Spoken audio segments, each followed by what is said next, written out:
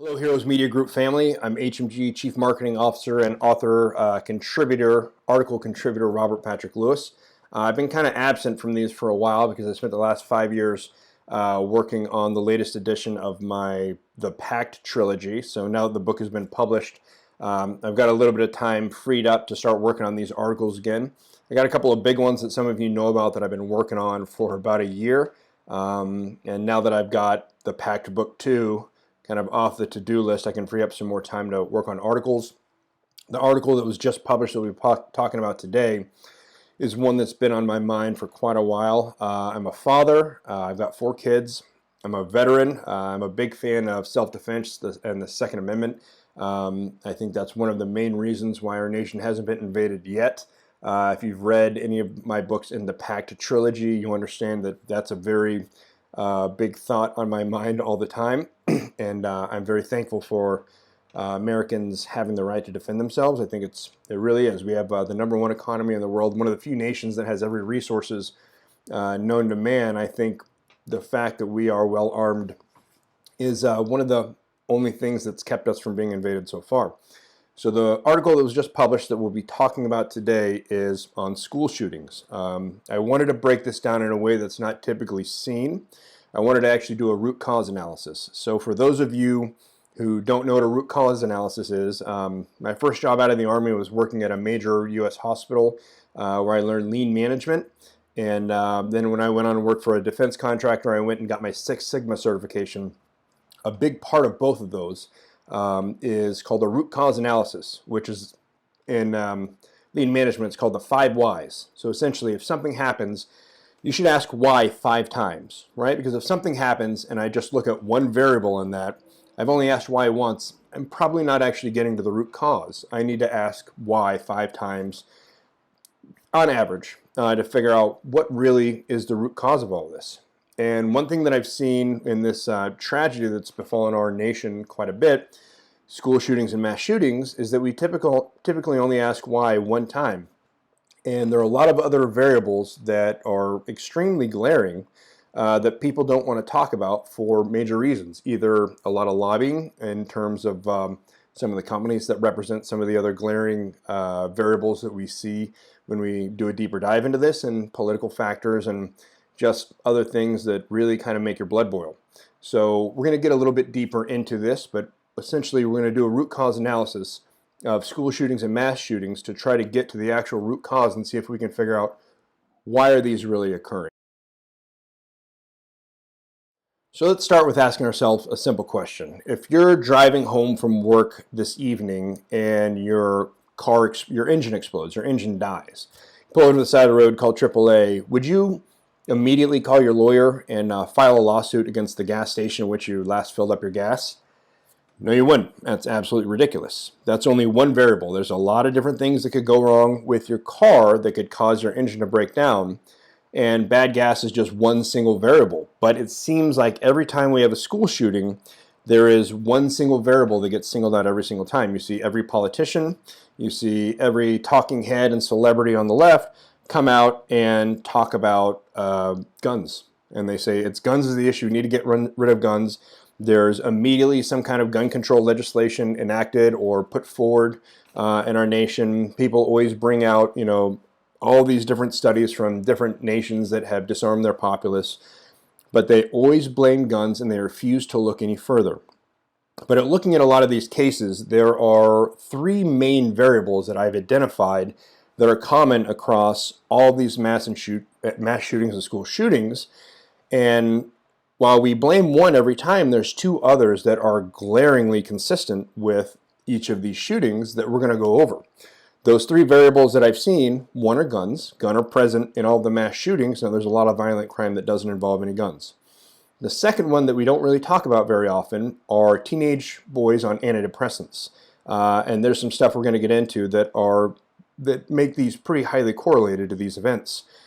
And the third one that we don't really talk about is teenage boys raised in fatherless homes. And we've got some statistics that will be very alarming that it's scary that they don't bring up and they don't talk about. But I think it's something that people should really know and understand because there is a huge correlation between these and these school shootings.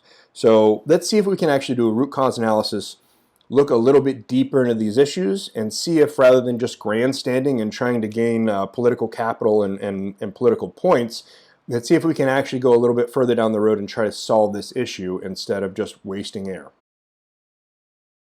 So let's start with guns. Now former Chicago Mayor Rahm Emanuel famously once said, "Don't ever let a good crisis go to waste." And it's unfortunate that every single time we see one of these mass shootings or school shooting events, everybody from the left automatically uses it as much as they can to try to accomplish their objective of disarming the populace. But there are a few major indications that guns couldn't actually be the issue at the root of all these school and mass shootings. So first, we got to look at when these started, right? So the Columbine school shooting was pretty much the first major, highly popularized one of these that kind of started this cascade of tragedies in our nation. It can be referred to as kind of the beginning, the patient number zero. And it's where a lot of this stuff came in. So that happened in the 1990s. And it wasn't really a regular occurrence before then, but it's been a pretty regular occurrence since then, unfortunately for our nation. So you have to ask yourself, if we're going to really look at this, let's look at the timeline. Did that period in 1990, when the Columbine school shooting happened, was there suddenly a larger ease of access to guns in our homes? No. Did guns suddenly start to become more readily available? No. Was there legislation passed that made guns easier to get? No, actually the federal assault weapons ban had been passed pretty previously before that. So could guns really be the issue? Did guns just show up in our nation to start this? If guns were the issue, we should see a correlation between this timeline where school shootings start and suddenly guns become either more prolific or more readily available. But the answer is a resounding no. Guns have been a major part of the United States since our inception. For those of us who forget, this republic was formed in armed rebellion from a tyrannical rule, taxation without representation. And it's funny that a lot of times when people start quoting statistics and they start quoting examples to say that guns are the issue, they use Great Britain as a glaring example of how Great Britain got rid of all of their guns and their violent crime or their assaults using guns went down. They don't talk about the fact that their stabbings and lately their acid attacks have gone up significantly since then. So their level of crime really hasn't reduced, it's just their level of gun crime. And that further proves the point that when certain people are just have their mind set on violence or harming people, they'll find a way. Whether guns are available or not, they're going to find a way. But if guns were really the issue, there should be some kind of correlation between that timeline. When these started, if guns were the issue, there should be some reason that guns are the issue, where they become more readily available, they're easier to get, some kind of legislation passed where they don't require background checks, and none of that is true. The opposite is true. So there is really no correlation between these events starting and guns being more prevalent on the scene.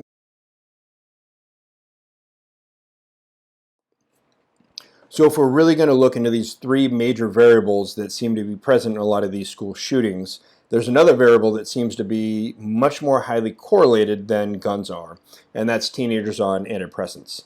So a lot of people kind of know that teens are over-medicated, that a lot of our kids just are over-medicated. It's been happening for a long time, but the incidence of kids being on antidepressants or SSRIs is a pretty new thing in terms of our nation.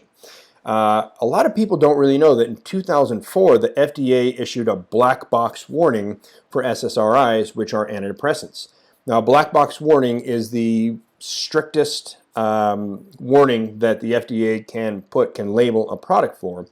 And these are on antidepressants because in a study of the medical records of 2,200 different teenagers on these antidepressants, they found that in about 4%, the antidepressants can cause higher incidence of suicidal thoughts, anxiety, tension, aggression, violence, and a number of other factors. Now, looking at this incidence of about 4% of the population that this occurred in, the FDA weighed that out and thought that the benefits of these SSRIs far outweighed the incidence of violence and all these different thoughts that that they cause to occur in these kids. But if we look at that population, 4% of that population, what is the percentage that we've seen of these incidents of school shootings, right? So now we have something that actually does occur on the same timeline. So the FDA issued the black box warning in 2004, but that wasn't when they had just started issuing, and when they had started prescribing antidepressants to kids. So that is a relatively new factor in our society, teenagers being on antidepressants. We know that antidepressants have a tendency to cause some of these symptoms. Violence and aggression is one of them. We know that the FDA listed this black box warning pretty close to the beginning of these school shootings, and it's a lot more highly correlated to these school shootings. Actually, a large number of these kids, almost all of the school shooters, had been on antidepressants. So why don't we talk about that? There's a video embedded in the article below from Ben Swann, who's famous for his reality check, where he actually does a reality check on the incidents of kids on antidepressants that are school shooters, that I think you should have a look at. And it's a little disturbing that you don't hear that from the media. You don't hear that from celebrities. You don't hear that from the talking heads. You don't hear that from the politicians. Why is that? The pharmaceutical industry puts a lot of money in lobbying, a lot of money in PR, a lot of money to make sure that doesn't really get out. But thanks to Ben Swann and a few other journalists out there that are talking about it, it is something that we know about, and it's something that is being said, but it's something you should keep in the back of your mind. Every time we hear about one of these school shootings, they immediately blame guns, but you need to look at some of the other underlying factors. Was this kid on antidepressants? Was this kid seeing a psychiatrist? But again, we have to do another root cause analysis. We got to go a little further, asking another why, because why was the kid on antidepressants? Is that another factor? I think that's another factor we should look at.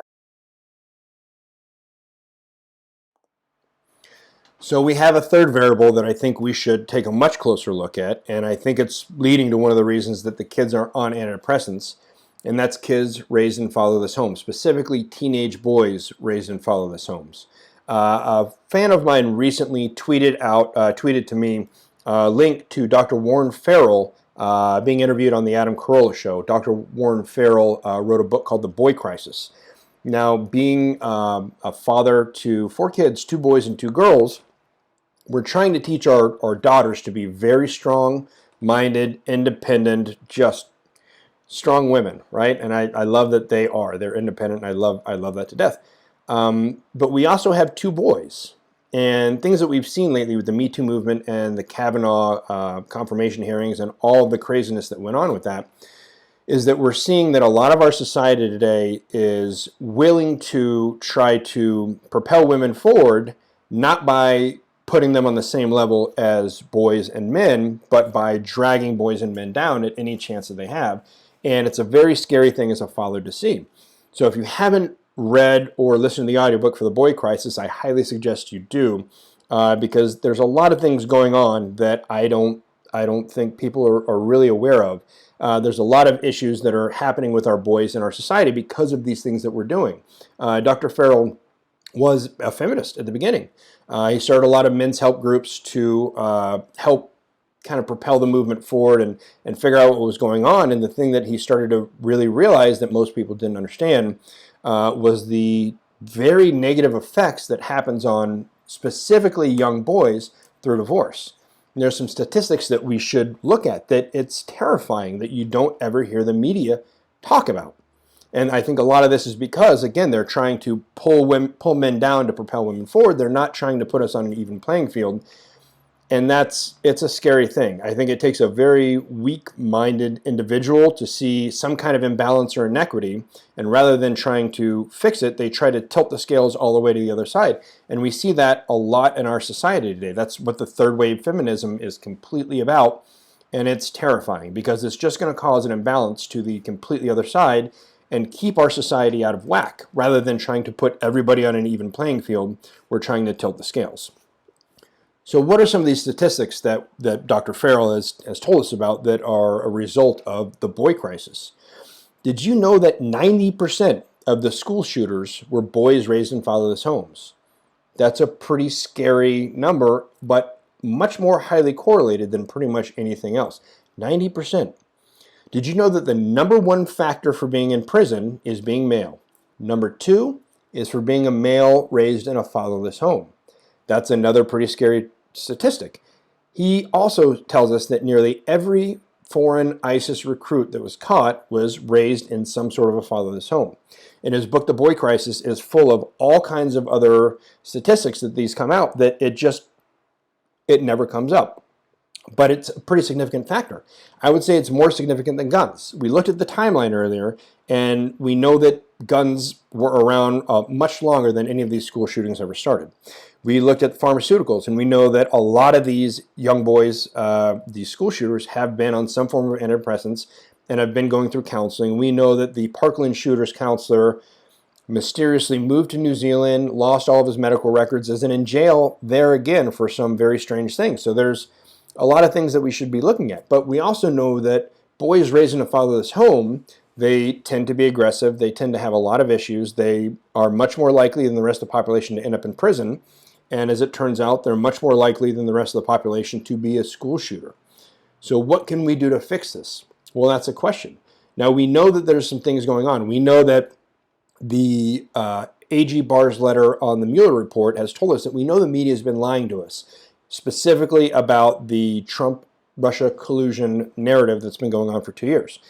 So you got to ask yourself, what else are they lying to us about, or what else are they purposely leaving out? Every single time one of these events happen, they immediately jump to blaming guns. But again, we look at that timeline, it just doesn't make sense that guns can be the root cause if guns have been around for a very long time. There's another key point that Dr. Farrell brings up in his Adam Carolla interview. If guns were really the issue, like everything else in our society, shouldn't we see an even distribution of boys and girls as school shooters? But we don't. They're exclusively male, and 90% of them are males raised in fatherless homes, and an alarmingly high number of them are teenagers on antidepressants. So I just want you to think about these things. I want you to think logically. I want you to learn to use your own mind and understand these. Please read The Boy Crisis. Whether you're a mother, father, sister, brother, I think it's an important thing for people to understand because we are tilting the imbalance. We're creating more inequity in our society, and it's not a good thing. Again, I love my daughters. I love them to death, and I want to do everything I can to make them strong and successful and independent. But we're not willing to destroy the future of our boys to do that because that's just going to cause more imbalance. And at the end of the day, our daughters have to grow up and possibly fall in love with and marry a man that the way that our society is going, they're trying to destroy men everywhere. And if third wave feminists have their way, they will absolutely just destroy every man in our country that they can. We saw that with Kavanaugh. We're seeing that time and time again. But the most important thing to look at is the fact that nobody is doing an actual root cause analysis. Nobody is thinking critically and actually looking into a logical conclusion and asking themselves, why are these school shootings actually happening? But now you know there are two other variables that are much more highly correlated to these school shootings than guns. And again, I truly believe that one of the reasons America has never been invaded, we have a very strong army, but our army is deployed all over the globe right now. Believe me, being a former Green Beret, I have friends all over the world, and I know more than most just how spread thin we are right now. But there was a Japanese admiral in World War II that was famously quoted as saying, invading the United States would be ridiculous because behind every blade of grass would be hidden a gun.